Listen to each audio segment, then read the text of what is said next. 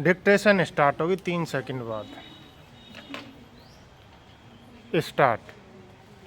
न्यायिक मजिस्ट्रेट के न्यायालय के प्रकरण क्रमांक 912/22 का मूल अभिलेख तथा आरक्षी केंद्र कोतवाली के अपराध क्रमांक 480/22 अंतर्गत धारा 408, 409, 109 भारतीय दंड संहिता का पुलिस प्रतिवेदन में यह केस डायरी प्राप्त कर अभियुक्त की ओर से प्रथम जमानत आवेदन पत्र के संबंध में शपथ पत्र प्रस्तुत किया है। विराम पैरा।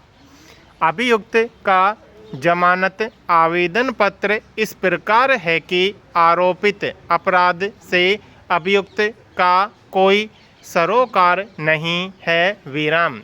उसे रंजिशवश झूठा फंसाया गया है। विराम। प्रकरण में अनुसंधान पूर्ण होकर चालान प्रस्तुत हो गया है। विराम। इस प्रकरण में 4 अन्य सह अभियुक्तगण को न्यायालय द्वारा जमानत प्रदान की गई है। विराम। अभियुक्त ग्राम तहसील का स्थायी निवासी है। विराम। न्यायालय की शर्तों का पालन करने हेतु अभियुक्त तैयार है। विराम। अतः योग्य जमानत पर रिहा किया जावे। विराम पैरा।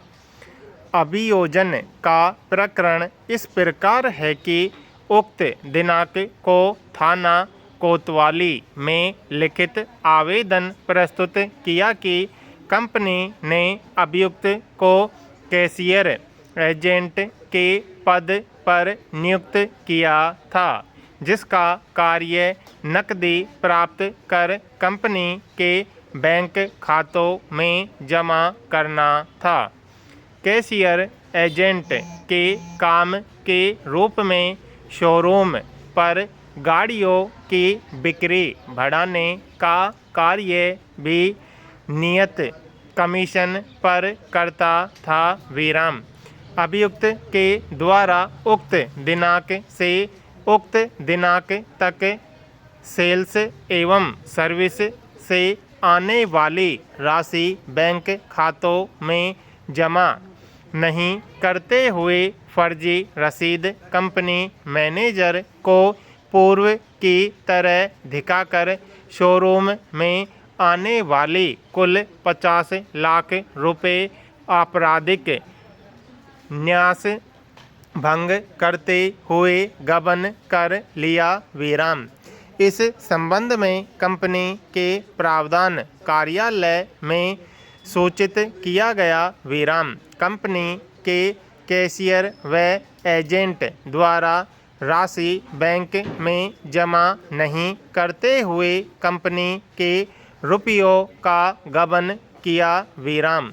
इस आशय की लिखित रिपोर्ट के आधार पर उक्त दिनांक को कोतवाली में प्रथम सूचना रिपोर्ट अंतर्गत धारा 408 एवं 409 भारतीय दंड संहिता के अंतर्गत लेखबद्ध की गई तथा प्रकरण को अनुसंधान में लिया गया। विराम पैरा।